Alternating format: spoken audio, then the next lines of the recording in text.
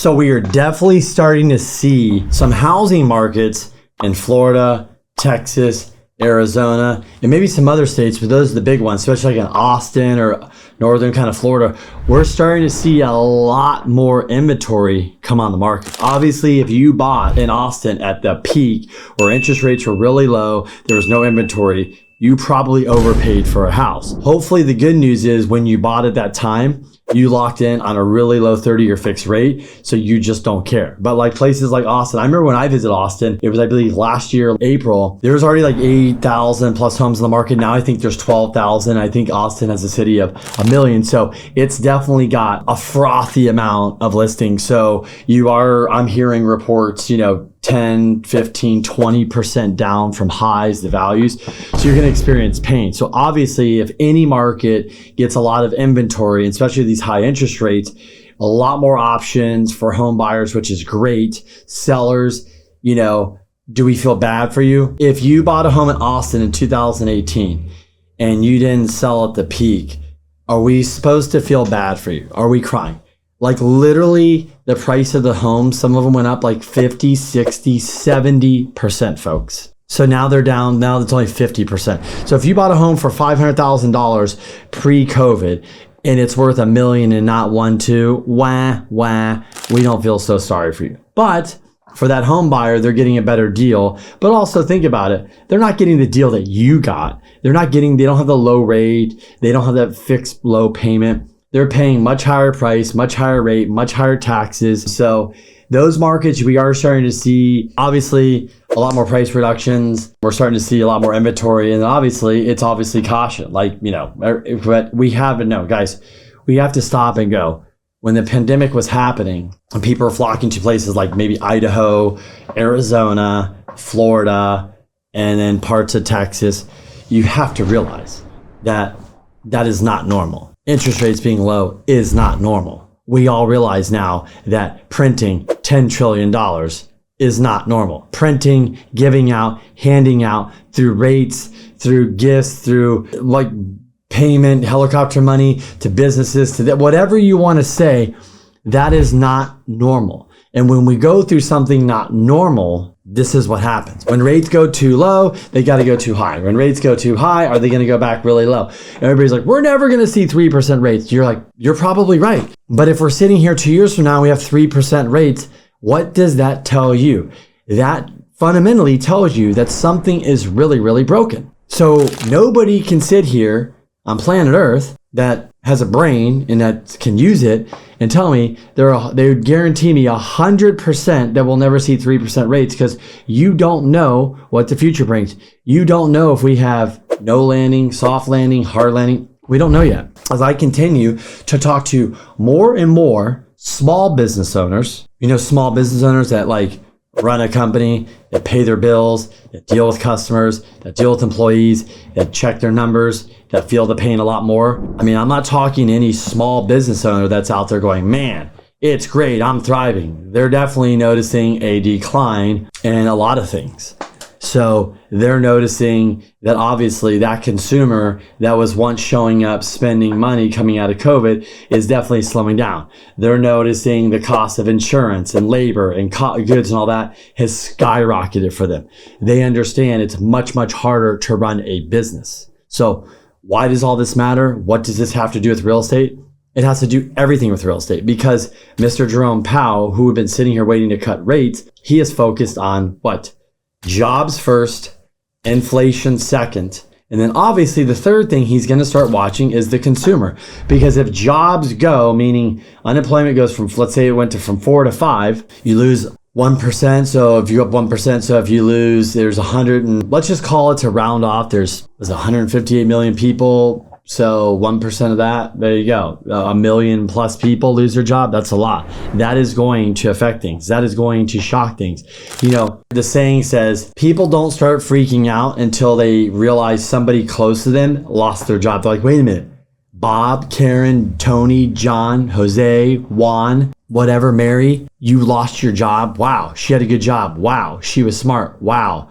That's scary. Wow. What about my job? Wow. Maybe we should start slowing down. Wow. What if I lose my job? Am I prepared? Am I set up? Wow. Mary or Bob, Tom, they're going through a lot. The recession or any slowdown is really psychological, right? So we have to remember that. And why I say this is the feds do not feel at this point in time that they need to cut. They don't feel at this point in time the job market is having enough pain. They feel at this point in time that inflation, yes, it's slowly coming down. It's not at a level they're comfortable to start cutting rates. But this is all going to change. And remember, things can unravel really, really fast. And they typically do. They ravel up fast or they ravel down fast. So you print a bunch of money, you give low rates, inflation's high, home price is high, stock market's high, crypto's high, people making money, economy's good, people feel good, let's go. Buying cars, boats, trips, crap they don't need, all that stuff. And now we're here where everybody's bought the crap and the items and the, all the furniture, all that. So you're starting to see that slow down. Travel, still a big thing for people. People still want to travel. People want to get out. Maybe because we were locked in for a long time, COVID really, really changed a lot of us. We really had time to sit and think. Maybe we want to experience more enjoyment in life. We want to experience more things. We want to experience stuff. So we want to travel and we want to see things and we want to go places, right? And we want to go see our friends or go see certain destinations or go skiing or go, snorkeling or surfing or whatever you do, biking, climbing, hiking, running, go ride horses. We want to go have that experiential thing, and maybe being locked up has really pushed that out of us and created that. So as we further get down this road and we get towards, we just have to recognize and notice things that, hey, we're just sitting here waiting for things to happen. But if you listen, if you go into those small businesses next time, ask the owner, talk to them. If you know a friend, give them a call and say, hey, how's your business? You'll start seeing slow little things they're noticing. And so that slowness can go quick, can just unravel quickly. And we could be looking at rate cuts. We could, oh my gosh, we got to do more rate cuts. We could be looking at rates coming down. So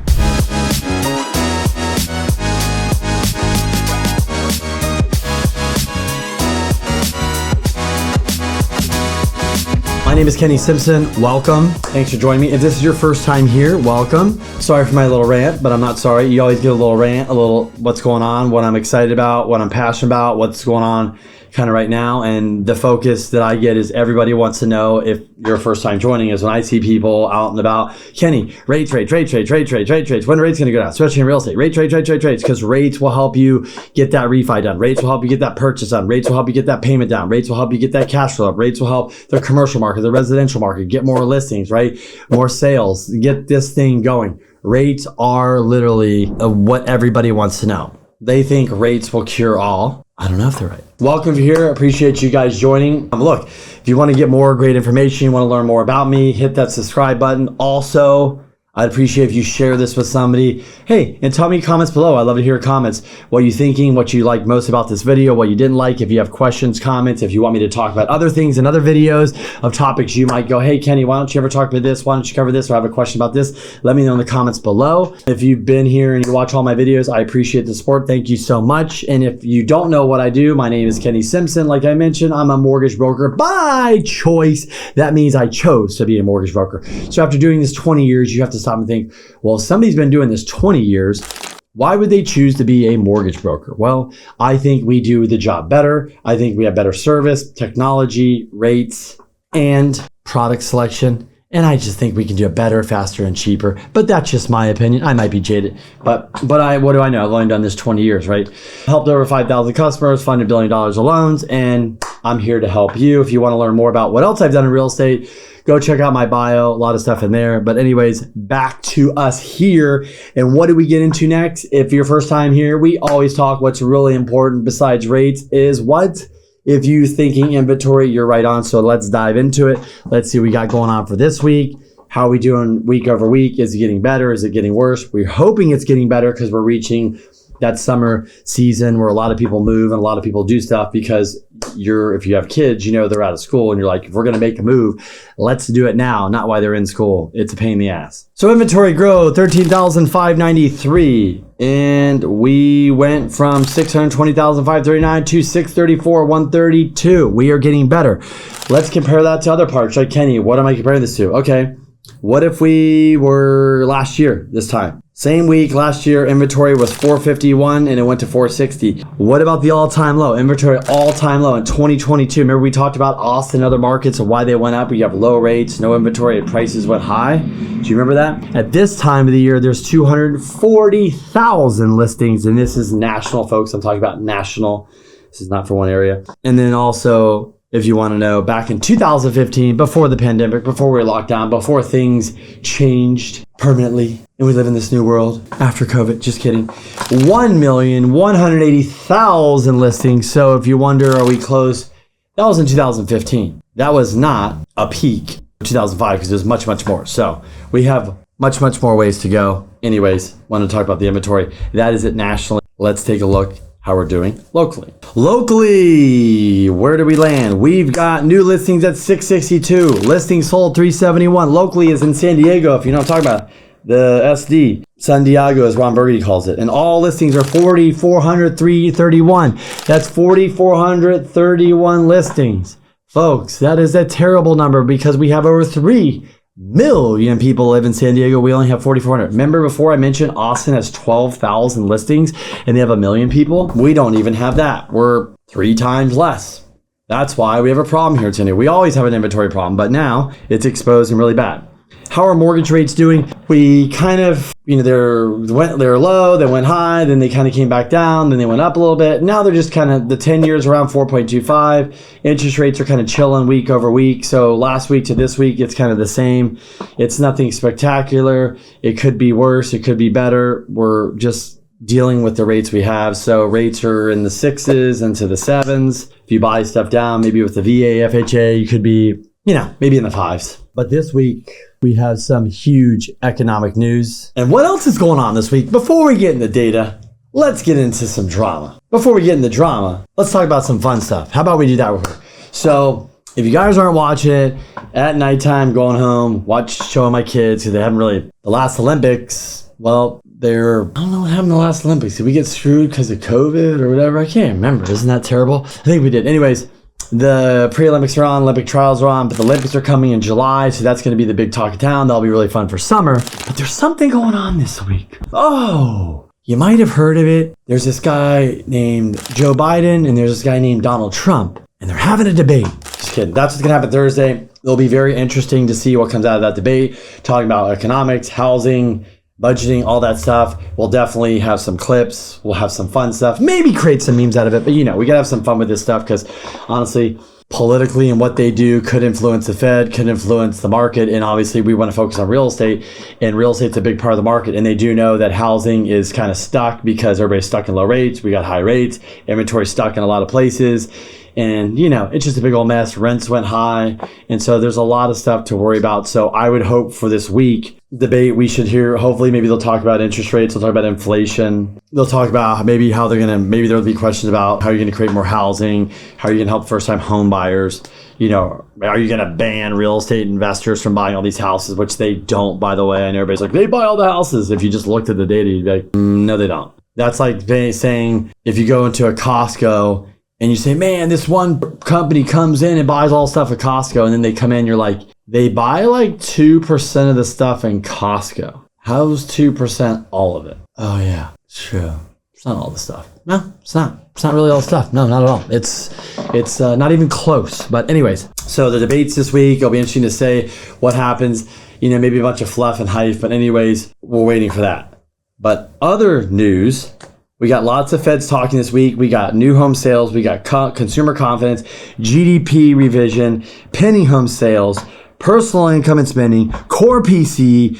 I told you about the presidential debate. It's insane. So I'm excited because lots of data is coming. And look, it's either getting bad data is good for rates and good data is bad for rates. So we're hoping for some bad data, which honestly we all are. Inflation keeps coming down because everybody's tired of paying all this crazy prices and all this stuff, which is just insane. But before I move on for some fun topic stuff, one thing I want to cover that's really, really important.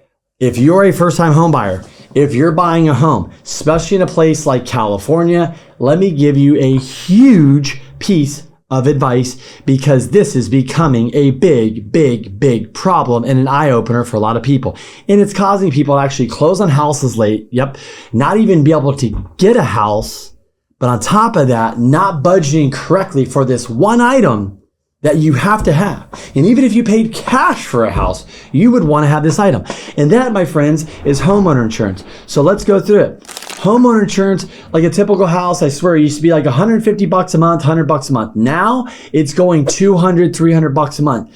That's just normal. So number one, if you're just with one person and not using a broker, I think you're going to really regret that and be a huge disadvantage. So make sure you use a broker. Number two, if you're in a fire zone and you get an escrow, it is going to take you here in California to the fair plan. It could take you 3 weeks. So when you get an escrow, the day you get the escrow, you should be submitting that insurance to get that right away. It's very important. A lot of people are closing late on that stuff. So insurance is so important. You have to budget more. You prepare to spend more. So if you think I paid $150 on my last house and I haven't owned for a while, it could be $300, $400, $500 a month. Yes, prepare for it. Huge deal. All right, folks, so let's get into some fun stories. Let's see what's going on out there. First story I want to check out is the Compass CEO. He's going to talk about the supply demand indicators and what is going on in the real estate market. Let's have a listen. Is there a magic mortgage rate threshold you're waiting for to catalyze this market a little bit, free up some supply and all the rest? Yeah, I think 6.5% I'd feel good about. I think we'd be in 4.67, 8 million seasonally adjusted annual rate of home sales. But the magic number is 5.9999. Okay. That'd be marketing magic. Yeah. And it would tell the world that mortgage rates are at a level where they should go and grab a property. So that's more than 3/4 of a percentage point below where we are right now. Yeah. Gotcha. But last week we did have 3 days below 7. Yeah. Not that I look every single day, multiple times a day. Yeah. But I think around 7%, we are going to continue to be at low 4 million seasonally adjusted annual rate of home sales. And I guess this question of supply, I mean, you have the new home sales building permits missing on the downside yesterday, and it feels as if, higher rates to restrain inflation is keeping us from creating supply, which could restrain inflation. Yeah, it's a very tricky issue. Right? We have overall, there's affordability. The real news of today is that prices last month were the highest in recorded history. Yeah. And the reason they're the highest is because there's not enough supply, as you mentioned. And so to help with supply, we need policies that encourage more development, more permits. It would be great if we could figure out how to make mortgages assumable so people feel like they won't lose their financial asset, that low mortgage rate, if they sell their home. And we could also benefit from 1, 2, 3, 4, 5, 6 rate cuts to help bring mortgage rates down. I'm wondering, and I know the New York market is very different from many other markets in the country. Maybe it's completely unique. But it does seem like prices are really coming down quick. I've noticed a lot of price cuts in the market. And I'm wondering if that's what you're seeing and if sellers are really reflecting the idea that perhaps in New York there might be inventory that people don't necessarily want, and they have to adjust their prices to reflect the mortgage reality. It is somewhat of a confusing market because there are mixed signals. On one hand, you have prices at the highest in recorded history. But on the other hand, you have more homes today on the market with price drops than any time in the last 10 years, which reflects that buyers are pushing back. Right now, it's 36.1% of all homes on the market have had a price drop. That's 16% more than it was this time last year. This time last year was 31.4, so 16% higher, 36.4. So we are seeing these somewhat confusing signals. That said, I would expect prices to be relatively flat. On a month-over-month basis, they have been flat. It's the year-over-year where the prices are up. You know what? The town that gets a lot of attention on the inventory side is Austin. And I wonder what you think about areas that had such explosive growth. Did they get over their skis in the way of supply? Well, there's no doubt about it.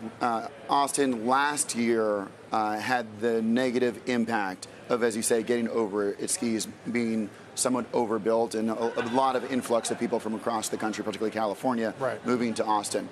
But they took the pain last year, and the pain isn't there as much anymore. Last year, prices were down very meaningfully, as well as transactions, but we've seen a pretty significant recovery relative to last year.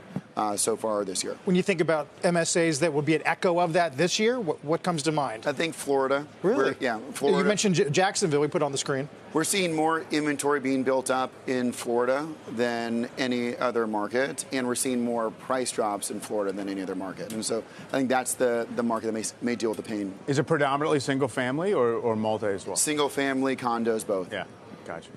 Robert, appreciate the time. Hey, stuff we just went through. Have to agree with him on that stuff. Florida, Austin, pain the markets. All right, let's cue up the next thing here.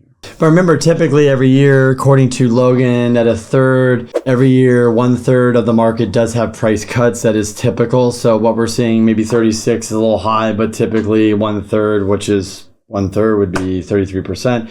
That's typically normal. So 30%, that's the average. That's normal. So nothing alarming there. Look, I'm going to listen to Logan at Housing Wire because he studies the stuff. He has not been alarmed. There is alarming stuff going on in Austin a little bit. And then Florida, Austin said last year. That's interesting. I've not heard that saying they got hit more last year. This year's better. Maybe he's right. What do I know? Because maybe the rates were higher at the end of last year. When will the Fed's moves alleviate the lock-in effect? A Federal Housing Finance Agency research paper published in March 2024 shows that nearly all 50 million active mortgages have fixed rates, and most have interest rates far below the prevailing mortgage rates. Basically saying you just don't want to sell. Disincentive to sell.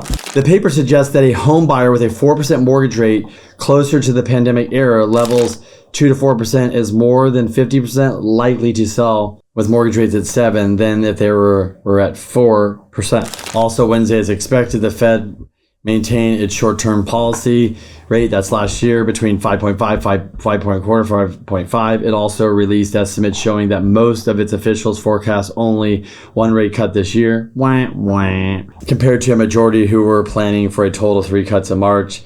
That's despite the lower annual inflation report since early 2021. Fed officials not only reduced the number of projected rate cuts this year from 3 to 1, but also increased their year-end rate estimates. The median Fed fund rate at the end of 2.24 is expected to be 5.1 compared to 4.6 March. And for 2025, projections went from 3.9 in March to 4.1 in June. Interesting. That means they're cutting. They're saying they're cutting. It means that once it starts, this cutting cycle is likely to be shorter than past cycles, according to Mortgage Bankers Association Chief Economist Mike Frattoni. Mortgage rates trends aren't likely to bust the mortgage rate interest rate lock-in effect until at least the end of the year and possibly into 2025 as the Feds hold fast on fighting inflation. Real.com's senior economist Ralph McLaughlin, the 10-year yield has to drop 150 to 200 basis for homeowners to feel comfortable about selling to buy another home. Please give us that. We want that, please. Current spreads, remember spreads, 10-year, 30-year fixed. Remember those spreads we talked about? Was at 3.1 at high. The average is like 1.6, 1.8. We're talking about that. At current spreads, this could require a 3/4 quarter rate point cut. McLaughlin said, as of now, the market pricing in just one rate cut by the end of 2 to 3 cuts by one of the year, and then 2 to 3 cuts next year. As such, anyone hoping the lock-in effect will be busted this year may be sorely disappointed. We really started to see for the first time some data showing that buyers are a little bit exhausted and that sellers are coming to the market, setting up a scenario where we could return to market equilibrium with housing prices cuts, softening home prices. That's what it is. I think the big debate going on right now for a lot of home buyers or renters, like, should I buy now? Should I wait for the rates to go down? They don't feel good. They're kind of burnt out. That's what he's saying is it's exhausting. They maybe put offers in, they couldn't get it. So it's not easy out there, folks. It is not easy buying a home. I totally get it. I thought it'd be fun this week to talk about, since Paris is coming up and the Olympics, why not look at some numbers? Olympics, like what is Paris? How much are they going to make? How many people? Let's see. Economic impact. The Paris Olympics and Paralympics 2024 expected to impact the Paris region by 7.3 billion to 12 billion, mainly from organizing the games and tourism. Ticket sales. Paris 2024 plans to sell 10 million Olympic tickets and 3.7 Paralympic tickets, with a significant percentage of visitors coming from outside of France. I'm guessing they're coming out. Boy, France is going to be packed, expensive, moving and grooving. Great city. The budget infrastructure. The organization committee aims to stay around a 4.8 billion with a 3.6 billion spend on infrastructure. Most venues are existing with new construction for the Athlete Village, Media Village, and Aquatics Center. Kind of cool. Just some base stats on what's going on in the Olympics. That's a lot. $12 billion of within whatever, a couple months. It's an economy to Paris. Think about it to your city. Imagine you having your city and you get all that. That's a lot of money. Here's 7 types of houses that you should not buy according to your real estate pro. And that real estate pro is a buddy of mine, Jeb Smith, taking from your video here on YouTube. The 7 things to avoid. Jeb, let's go through them. Flipped houses, poor refurbishments with hidden issues, ensure permits and license work was done. So lipstick on a pig, make sure you're not buying something that looks nice and you get in there and 6 months later shit starts falling apart and then you're going to be frustrated. Number 2, houses on hills or near major streets, risk of erosion, landslides, and noise issues. Number 3, foundation issues. Costly repairs affecting the entire structure. Cannot more agree. If there's foundation issues and you don't have the money to fix it, do not buy a house. You could literally inherit some major problems. Old galvanized plumbing, rust and water quality issues, expensive to repair. Yes, make sure when you buy a house, you get that line camera, get the inspector, get the roof checked. Don't be cheap. You're investing your money into an asset. Yes, you're going to live there. People say it's a liability, but still, you want to make sure you know what you buy. Number 5, electrical issues. Old wiring poses fire hazards and is costly to update. Yep, electrical, another plumbing, electrical, expensive things to fix.